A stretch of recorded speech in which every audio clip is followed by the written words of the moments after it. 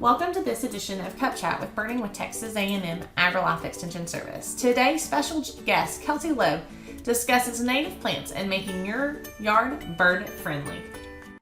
Good morning, everyone, and welcome to Birding with Extension's Cup Chat this week.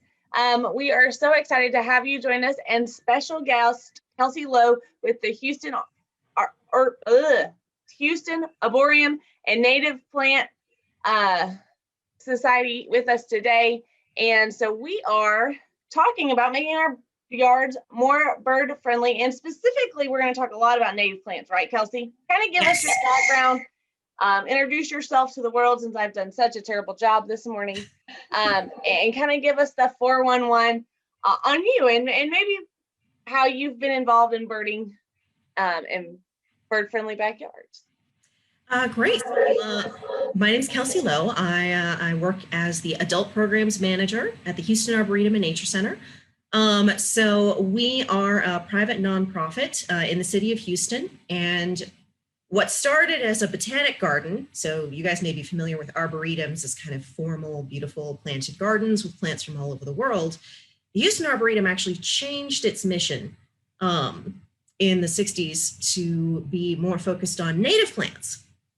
And so I grew up in Houston. I was always interested in animals. I started bird watching after a science unit on birds in 4th grade. So I've been birding for about 25 years. So you are a lifelong birder. I am. My parents, bless their hearts, encouraged me. They got me a field guide, and I've never looked back. Oh. So I went to college for biology, actually up in Canada, because that's where I was originally born. At the University of Victoria, and did a lot of bird stuff. After college, during college, I was focused on biology and environmental studies. So that's kind of when I started learning about the importance of native plants, because in that program, we focused mostly on native plants as a source of food for humans, because we were talking about anthropology and stuff like that. But I was slowly becoming how important it was for native animals. And then I did bird banding after college, worked with warblers and saw-whet owls, and bounced around for a while doing more bird work and biology work. And then I ended up back in Houston and thought, oh, I should look up the Arboretum. I did field trips there when I was a kid. Maybe it would be something worth checking out. And that they hired me. And now I've been working there for 5 years, teaching folks about bird watching and native plants through all kinds of means: gardening, cooking. I just taught a cooking class last weekend. Wait. So pause for a second. You're telling me we can cook with our native plants? You can cook with native plants, absolutely. Actually, a number of the plants that I was going to talk about today for birds are equally as good for humans. We may have to have you back on just for a separate fun cup chat where we talk about eating native plants. Oh my gosh, that is so cool. Or we can just tell everybody that if they're interested in learning how to cook native plants, they need to contact you and go visit and take one of your cooking classes. That is crazy. Well, we're kind of cheating because in Texas, certainly, and in Houston specifically, we have things like blackberries, which are native. So, you know, it's so we're not just eating like the... But there's lots of good things. I always struggle trying to apply it to other parts of Texas because there's some, I don't know as much about the plants outside of Houston, but beautyberry is a good example. Beautyberry doesn't really look edible. It's a bright, hot, pink, round berry, and it smells like medicine when you pick it, and they're terrible raw. They're really, really awful. I don't recommend eating them raw. But if you cook them and add a lot of sugar, you get the most amazing jelly.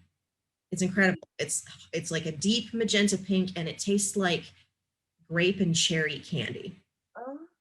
Well, you know, and the funny thing you mentioned, and my mother can appreciate this, is if you add brown sugar or sugar to anything, it makes it edible.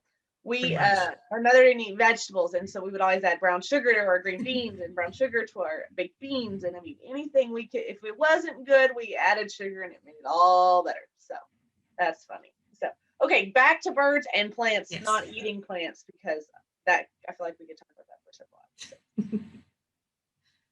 Yes, so birds and plants. So when I started working at the Arboretum, I had this background current of native plant interest, mostly focused on human uses of plants. It's ethnobotany. It's just a fancy word for how humans use plants. But then interested in birds and bird conservation and becoming less focused on looking for rarities and traveling, which is great, don't get me wrong. But because of the way my job works, it's harder for me to travel. So I've been focusing more on really getting to know the birds in my space, and really focusing on the conservation of the birds in that space, since that's part of our mission at the Arboretum.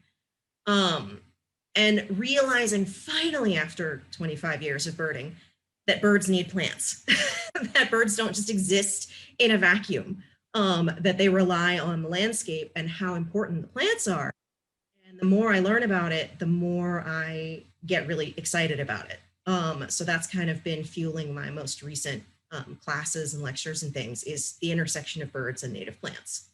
So I'm guessing that's going to kind of kick off our first question is, why should we, maybe you can tell us a little more in depth, why we should care about plants if we like birds? So and yeah, what do plants have to do with birding? You kind of answered those already, but we'll kind of let you expand on those. So it's easy to just focus on the birds and let the plants be a green background. Like my goofy video background behind me, you can see it's a green prairie. I'm guessing most of you bird watchers are looking for the Savannah sparrows and the LeConte sparrows and whatever else is going to be hanging out in that little prairie behind me. But what you might not be seeing is the bushy blue stem, which is this goofy fuzzy grass over here, and all of the swamp sunflowers, those beautiful yellow flowers, and all the goldenrod, which is kind of hidden among the sunflowers. The only reason those sparrows are there in the prairie is because of those plants. So the bushy blue stem, the swamp sunflowers, and the goldenrod, those are all producing the seeds that are feeding the adult sparrows.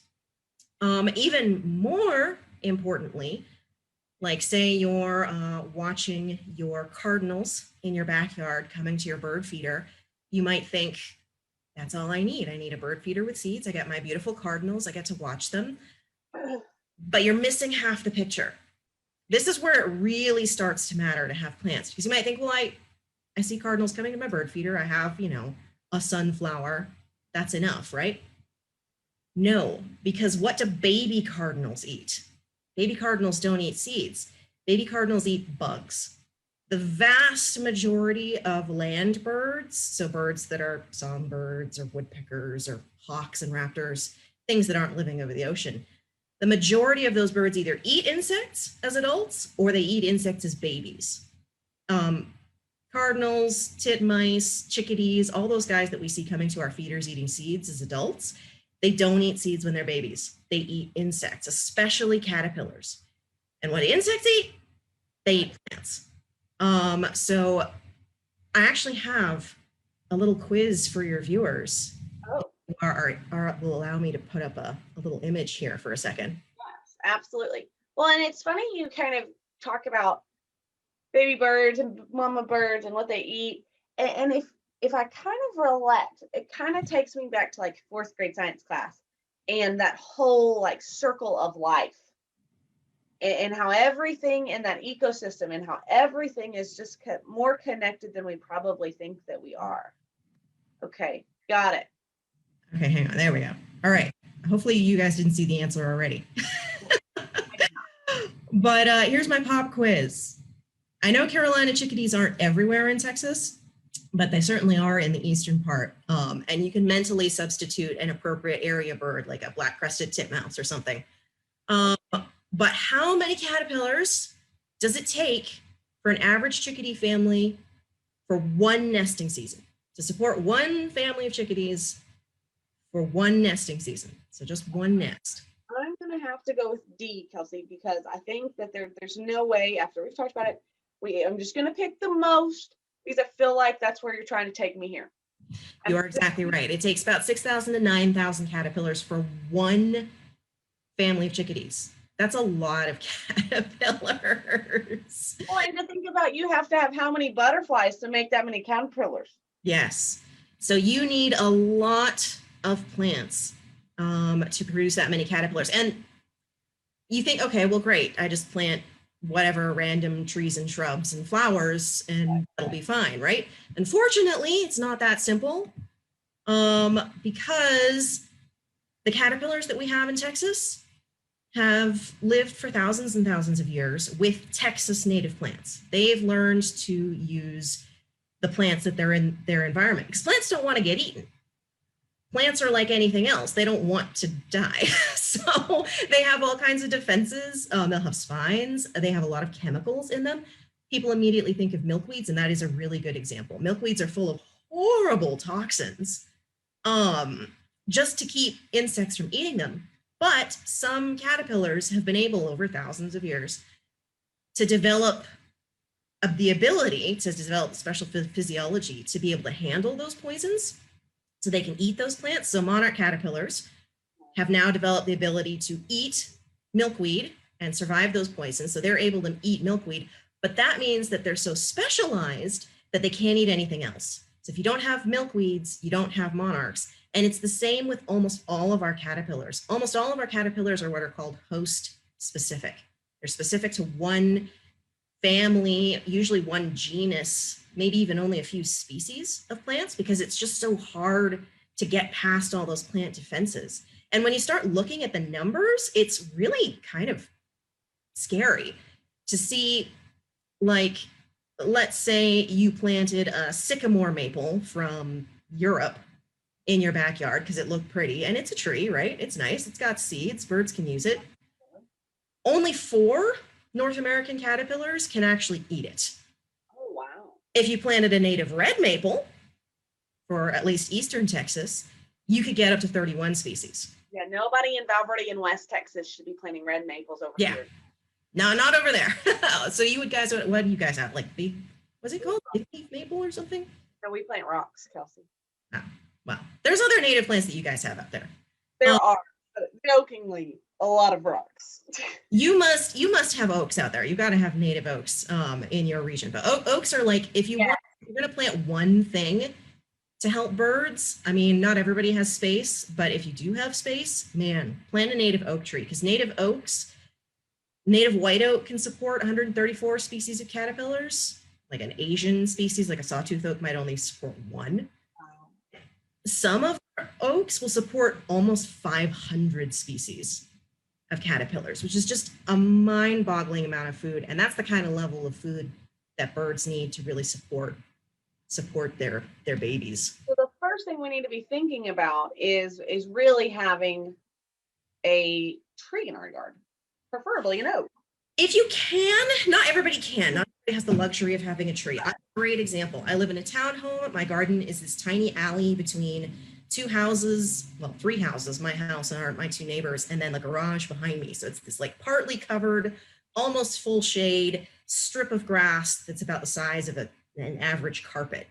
I definitely do not have space for an oak tree. So I understand that not everybody can have something nice like an oak tree, but even if you just have a tiny space like me, even if you can only plant plants in pots, like on your balcony, you can still grow natives and still support birds, even with your small amount of space. It's amazing to think on a grand scale, if you support habitat conservation, you're supporting giant amounts of bird species, whole populations. You might not be able to do that with your own backyard, but if you can plant 1 native species, 1 plant, and it has a few bugs on it, you might be the difference between life and death for a few birds in your neighborhood. Like during the big freeze, my tiny little yard, I found an orange-crowned warbler on the ground, poking around in my goofy full shade flower bed, taking shelter under the leaves and picking off all the frozen bugs off of my native plants. And so I might not be saving the whole species of orange-crowned warblers, but I at least saved that 1, which is something. It's a step in the right direction. So you never know how much of a difference you're going to be making. Well, and that's super neat to think about. And you know, especially talking about the freeze and how just a little bit can make a difference. Thinking back about to our last cup chat with or maybe one before, but we had the Bexar County Audubon president on, and they had a speaker who he worked in the medical district, and he only did he gave a presentation because he lived in an apartment, and his apartment burning during the pandemic because he couldn't get out, and obviously as a healthcare professional was very busy.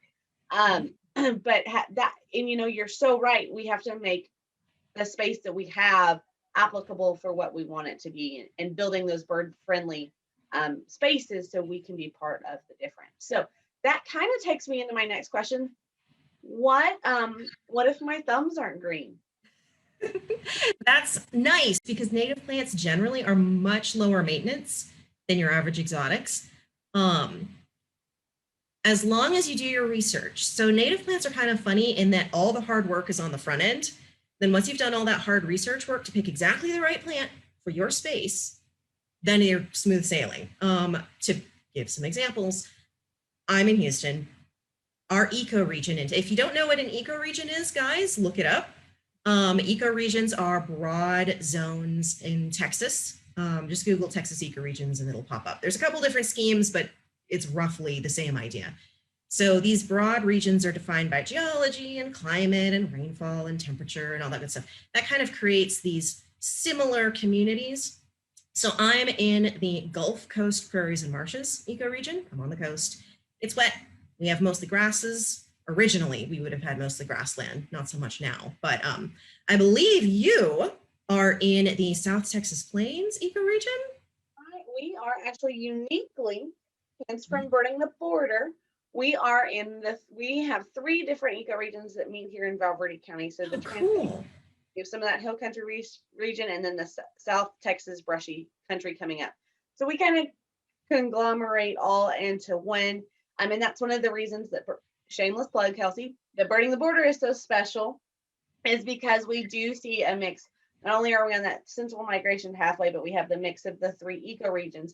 So we do get some really unique species, as we have lots of rivers here as well. So ecoregions, if you know what your ecoregion is, that will help you determine what plants you get. And one resource that I absolutely adore is the Ladybird Johnson Wildflower Center. It's based in Austin, but it covers the entirety of North America. If you go to the Ladybird Johnson Wildflower Center website, it's wildflower.org. It's easy. You can actually search for native plants by Texas ecoregion.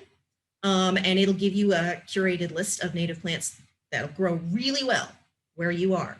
And then if you look within that list to find plants that grow really well in your particular conditions, because native plants tend to be really specialized on microhabitats. Like I said, I have a full shade flower bed.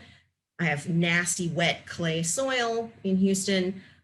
Great. There's tons of plants that grow in those nasty conditions. So I throw in some Gulf Coast penstemon, I throw in some maidenhair fern, I throw in some blue-eyed grass and some aquatic milkweed and some Cherokee sedge. Once they're established, they're good to go. They survive the freeze. They survive me forgetting to water them. They survive me forgetting to prune them. I call myself a Darwinian gardener. I just kind of let them go and see who lives. Yeah, so if you have a not green thumb, welcome to the club. I'm a particularly good gardener, but native plants are probably your answer. Yes, well, I think that's a great point, is the works on the front end in terms of the research aspect of making sure you pick the right plants, which would happen no matter what kind of plants you are growing. If you are growing, even if you just go to Home Depot, you still got to read the tag to say if it says full sun or full shade. And so that's something that research up front is in great example of a great resource, the later Baron Johnson. And so here's a question, and it's not necessarily about me, but what if somebody out there doesn't have a yard and they just have a porch or patio? What are some great container plants, maybe container native plants, and creating that native garden in pots? Well, what are some great examples of things that you could do there? So there's some really good examples. I'm actually going to show some images because I have a few of my top six. The ones that I'm about to show are applicable through a good chunk of Texas. I don't think they'll work everywhere because we have a pretty huge and varied state.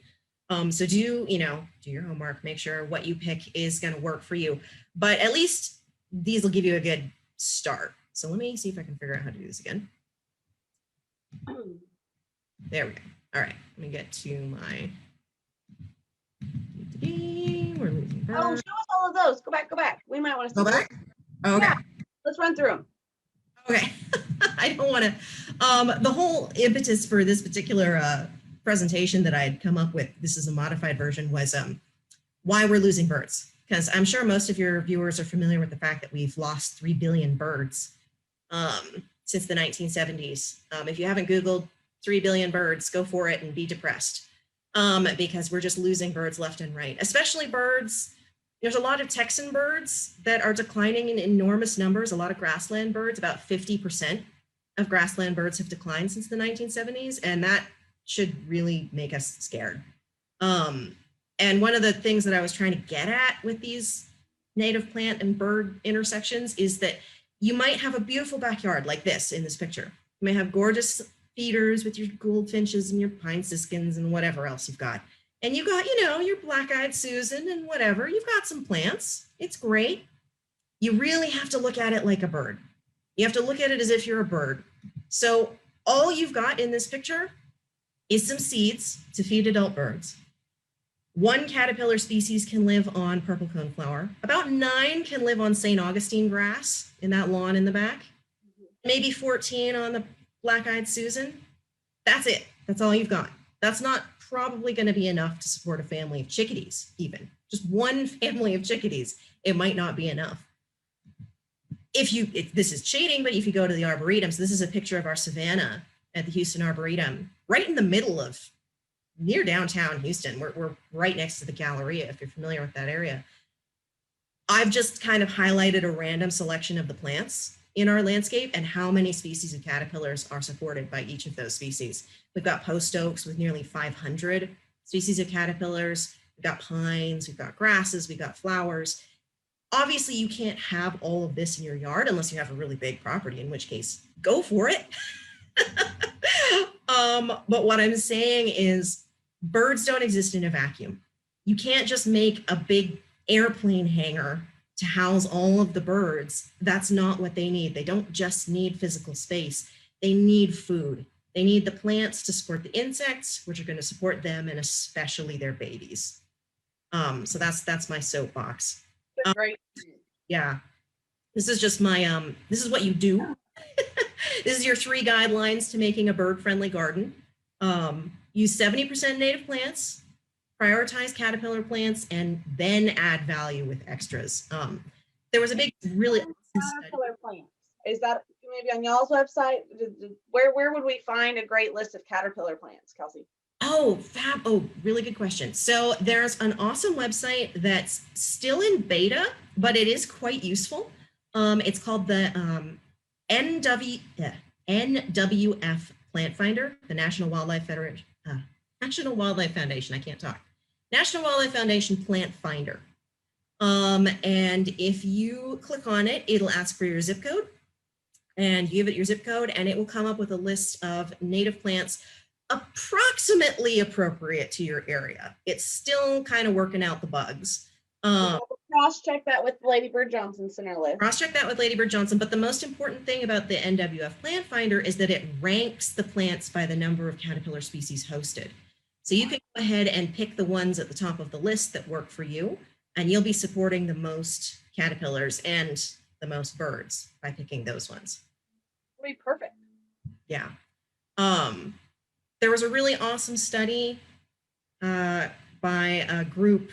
The main author was Desiree Narango, Narango et al. 2018. She and her lab looked at every single insect that chickadee families were eating in Washington, D.C., like in specific neighborhoods. They actually like followed the birds around every day and counted and looked at exactly the plants that they were eating from. It was amazing. That's where that it takes 6,000 to 9,000 caterpillars information came from. Some poor grad student had to go and watch chickadees catching. But they came up with this metric where they found that in neighborhoods where there was at least 70% biomass of native plants, so like about 70% of the plants that you looked at were native, chickadee populations could increase. Like they could actually add new chickadees to the population. It wasn't just replacement levels. They weren't just making enough chickadees to keep the population ticking over at the same level. If it was below 70%, they started declining. Populations started declining. They weren't able to produce enough offspring. So that's where that 70% number comes from. This is obviously just for Carolina chickadees. It's probably broadly applicable to multiple small bird species, but my rule of thumb is try to have about 70% biomass native plants, which if you can have a tree is easy. You just need like one oak tree, and then that's pretty much 70% of your biomass in your yard. You can have the whole rest exotics. But if you don't have space for a tree, obviously you need to focus more on your natives. You have to have lots of native shrubs or lots of native flowers or native grasses to make up for that lack. And we talked about the caterpillar plants. Trees are great. Flowers can be good depending on what you use. It depends on your area. But here's there we go. Here's my top choices. Yeah. And all but the cherry will grow in containers. Okay. So for many areas in Texas, if you have space for a small tree, like a 20-foot tops tree, any native cherry, like Mexican, or which includes plums. So Mexican plum would be a really good choice in the Houston area. I believe they also are in the South Texas plains. Not sure about your other ecoregions, but there's almost certainly a cherry or a plum that will fit in your region. If you have space for a small tree, those are amazing choices, not only because they host a ton of caterpillars, they're also really pretty. They're beautiful in the spring, they smell really good, and they produce edible fruit. So you can eat them, you can make jam out of them, or wine, or pie, and then the birds can eat them too. So you're supporting insect-eating birds, you're supporting fruit-eating birds, and you're supporting your pollinators, and then the birds are gonna come eat those pollinating insects too, in one whole package. So cherries and plums are a really, really good choice. Sunflowers. There's sunflowers everywhere. There's going to be some kind of native sunflower in your area. I guarantee it. Any sunflower, even your common garden sunflower, because that's technically a native species. Your common sunflower seed sunflower is originally a North American native plant to the prairies all along the central part of the US. They're, again, all around amazing plants, and you can grow them in containers. They need to be a big container and they need sun, but you can absolutely grow them in containers. A personal favorite of mine is holly. So native hollies, there's a lot of little shrubby hollies running around. They're often really easy to prune. So I know our native yopon here in Houston, you can prune them into the shape of a teddy bear. You can prune them down to a tiny cube. You can make them look like a bowling ball, doesn't matter, they don't care. They're evergreen, they're amazing, they support tons of insects. If you get a female, you'll get the berries, which are absolute bird magnets, thrashers, mockingbirds, bluebirds, everybody eats those berries. Virginia creeper, now this one's a little bit of a hard sell. This is a personal pet plant of mine. I adore this plant. It's a little more challenging to grow in a container. But if you have a nice big pot and a bit of a trellis, so maybe some kind of support sticking up out of the pot, it's a gorgeous native vine. It grows well in sun or shade. It has really cool leaves. I didn't really pick a very good picture here, but it's got these like 5 leaflets, looks like a hand, and they turn beautiful scarlet red in the fall. Oh, that sounds... Texas doesn't have fall color. It absolutely does. You're just not looking at the right plants. So Virginia creeper has gorgeous scarlet leaves in the fall, supports tons of insects, and it has great berries. When I see birds migrating through Houston in the fall, most of them are eating Virginia creeper. Even the warblers, I'll see eating Virginia creeper. Tanagers adore it. That seems to be and also the cuckoos. I've seen cuckoos eat Virginia creeper berries, even though they're mostly caterpillar guys. So it's a really, really good plant. Any of our native legumes, so anything in the pea family is a good choice. They tend to support tons of insects. If you love butterflies, by the way, our native legumes are really good choices, especially false indigo. So if you have a sunny container on a deck, false indigo would be a really good choice. It's a gorgeous shrub, really striking sort of greenish blue foliage, these cool deep purple flowers. Looks really exotic, but it is a native. It supports probably the most butterfly species of any single plant in our region or in our state. It supports the sulfurs, so all the beautiful yellow butterflies, a lot of the whites, orange tips, dog faces. Those are all supported by false indigo, and it's great for birds. And some of our birds like the seeds as well. Buntings, I think, enjoy the seeds. Native grasses, pick a grass, any grass. There's grasses that grow in shade, there's grasses that grow in sun. You can grow all of them in containers. I grow my grasses in containers. I have a full shade grass, it's called inland sea oats, that grows like gangbusters in a pot in my flower bed. Produces tons of habitat, tons of seed, lots of good insects. There will certainly be a native salvia in your region. So those are our native sages. My mom loves a good salvia. Yeah, most of them are not human edible, so do be careful. They are in the same genus as our culinary sage, but they're not the same. I picked at random autumn sage as my picture here because it grows really well in containers, in sun, and it's really drought tolerant. Also, all of our salvias, no matter which one you pick, will attract hummingbirds. Even the blue ones and the white ones, I've seen hummingbirds coming to our blue sages at the Arboretum. As long as the flower is tube shaped, pretty much a hummingbird's going to come check it out. So salvias are great for both insects and for supporting nectar species. And then one of my personal favorites, it's kind of on the low end for supporting caterpillars, but I love it so much that I don't care. Turk's cap, it's a native hibiscus. We have a lot of native hibiscus. Check to see which ones are native to your area because they'll all grow in containers. Turk's cap is a favorite of mine because it grows in full shade to full sun, in full dry to full wet, and it's human edible as well as bird edible. So we talked about human edible natives. Turk's cap has edible flowers. So the flowers are sweet and slightly sour. They're really cool. Obviously don't, munch all the flowers on the plant if you want the hummingbirds to come. But then when the flowers fade, you have these cool little fruits. They look kind of like tiny tomatoes, and they taste like apples. They're really good for making jam. So it's a great, and you can technically eat the leaves too, the young leaves. They are kind of like spinach, but they're not my favorite. They're a little bit hairy, so it's kind of a weird texture. So I'm all about the flowers and the fruit on Turk's cap. But all of these are great choices except for the plum for containers. All of them you can grow on your deck. That's well, I think the Turk's cap sounds great if it's full sun, full shade, wet, full dry. It sounds impossible to kill.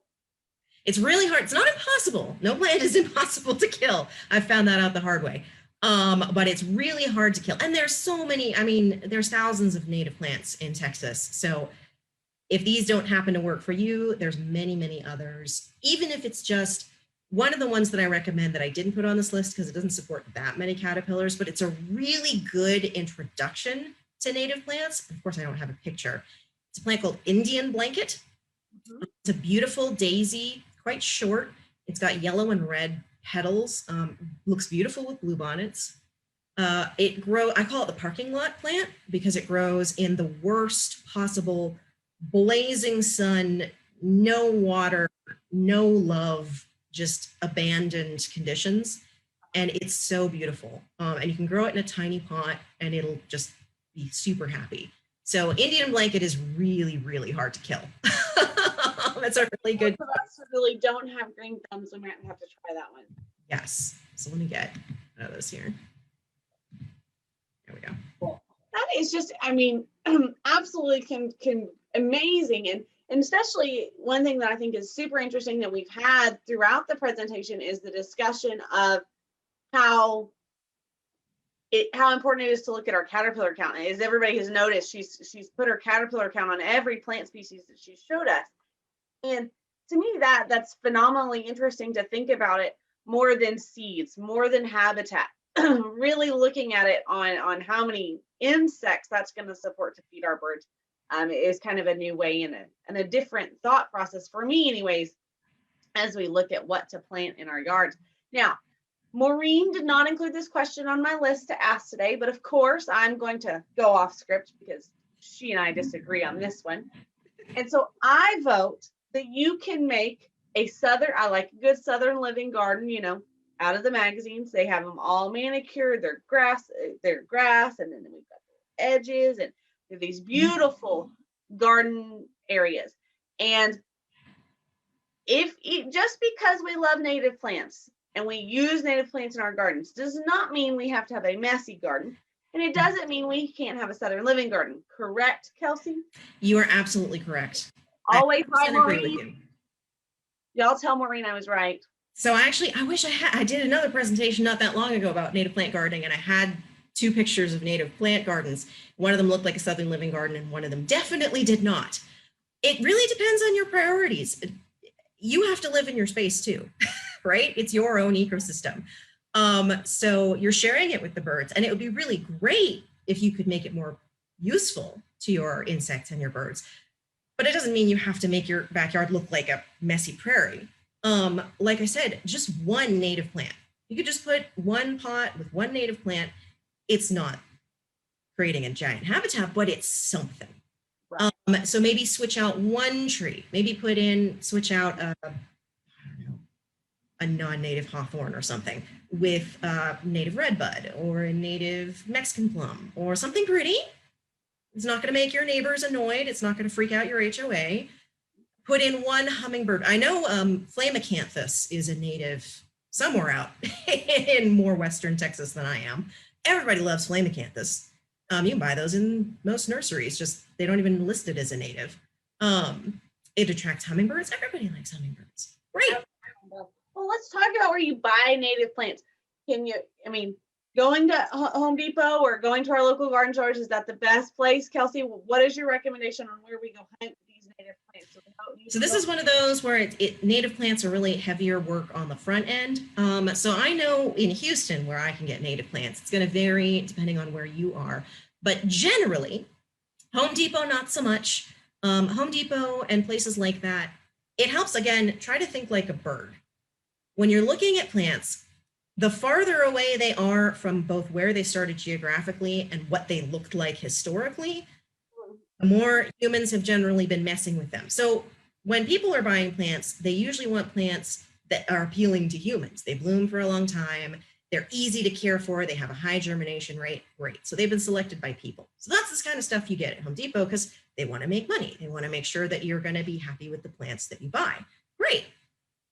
When you're a bird, you don't care about any of that. All you care about is, does it have bugs, or does it have seeds, or does it have nectar? Whatever your particular bird concerns are, that's what you're looking for. So plants that have been selected by bugs or plants that have been selected by birds tend to look a bit different than what we often put in our Home Depot type nurseries. So figure out the kind of native plants that would be appropriate to your area. Think about the sort of short list of things that you would look for your yard. Take that list, skip the Home Depot, go to your local non-big chain nursery, like whatever the nicest nursery is in your area, like a place where you can go talk to the staff, get good advice, get a wide variety of nice plants, a nursery that goes a little bit more of the extra mile. In my area, there's a nursery not that far from me that is like that. Like I trust them, they're good people, I've talked with them. They have a small but good selection of native plants. If you ask the staff at your nursery, hey, do you guys carry Texas natives? They might say yes. Or they might say no, but they might ask you, are you interested in Texas native plants? Because the more people ask nurseries, the more likely it is for them to start carrying them. I make it a point to go into that nursery every time and say, hey, thank you guys so much for carrying all these natives. If you carry this other one that I didn't see, I would totally buy it. So a really awesome resource. This is probably the best place. Even if you can't get it there, they'll tell you where to get it, is your local Native Plant Society. So there's a Native Plant Society of Texas, NPSOT. There'll be chapters for your area. There's a Houston chapter, there's an everything chapter. They will be the biggest concentration of native plant knowledge in your area. If they don't have the plants, because a lot of them actually will do plant swaps or they'll do plant sales. They'll tell you where you can find them. So they'll be a really good resource for that. So check out your local nursery that you trust, and then check out the Native Plant Society of Texas. Absolutely. And another great point is we do have a Texas Master Gardeners Association through Texas A&M AgriLife Extension Service. So as always, you're more than welcome to contact your local county extension office. See if y'all have a Master Gardeners program. I know when my mother was working on her yard, she worked with our Master Gardeners in Parker County and utilized them as a resource to help her plan her as she did some landscaping around the new home. So y'all check those out, and those are awesome resources. Kelsey, we have about gone through our 30 minutes today. It was such a joy to hear from you and get to know you this morning, especially as we learned all about caterpillars. I know we were supposed to talk about birds, but I feel like I've learned so much about caterpillars and plants. I'm not really sure where I know it all ties together, but it was such a joy to hear from you today and learn a lot more about plants from you. Give us some tips and tricks and kind of direct us towards the right ones. So thank you so much for joining us, Kelsey. Guys, if y'all have any questions for Kelsey, you're more than welcome to reach out to her at the Houston Arboretum and Nature Center and check her out there. And if you have any questions, obviously you can always get those in the chat box, and we will send those to Kelsey as well and put y'all in touch. So thank y'all so much, everyone. Kelsey, thank you for joining us, and everyone have a wonderful Wednesday morning.